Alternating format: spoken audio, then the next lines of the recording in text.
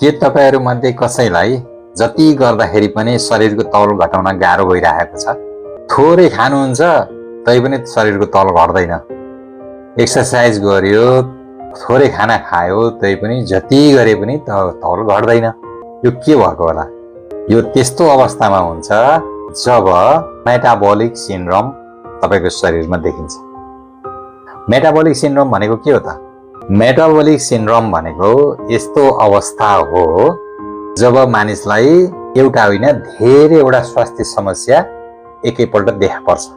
त्यो भनेको तपाईलाई डायबिटिज देखिनु, कोलेस्ट्रोल, ट्रिग्लिसराइड को रेन्ज बढी देखिनु, तपाईको शरीरमा मोटोपन हुनु, तपाईलाई हाई ब्लड प्रेसर, हाइपरटेन्सन हुनु।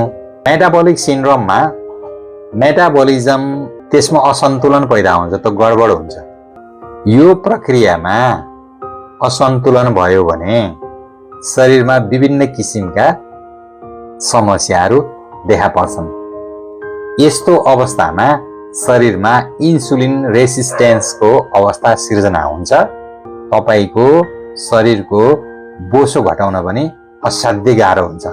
यस्तो भएको अवस्थामा तपाईको शरीरको बोसो घटाउन अलि गाह्रो हुन्छ।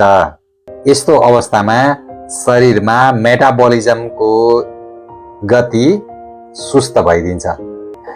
अब यस्तो अवस्थामा के गर्ने त?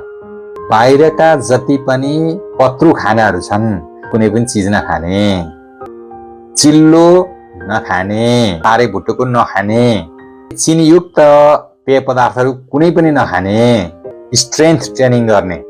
त्यो गर्दाखेरि तपाईको मसल शरीरमा बिल्डअप हुन्छ र त्यसले तपाईको मेटाबोलिजम सही ठाउँमा आउन थाल्छ। यी कुराहरू तपाईले नियमित रूपमा गर्नुभयो भनेदेखि मेटाबोलिक सिन्ड्रोम भएको व्यक्तिको पनि शरीरको बोसो घटाउन सकिन्छ, नसकिने छैन। तर तपाईमा त्यो दृढ इच्छा शक्ति चाहिँ हुनुपर्छ। कुनै कुनै अवस्थामा कसैलाई मेडिसिनको पनि आवश्यकता पर्न सक्छ, तर त्यो रेयर अवस्था मात्रै हो है त।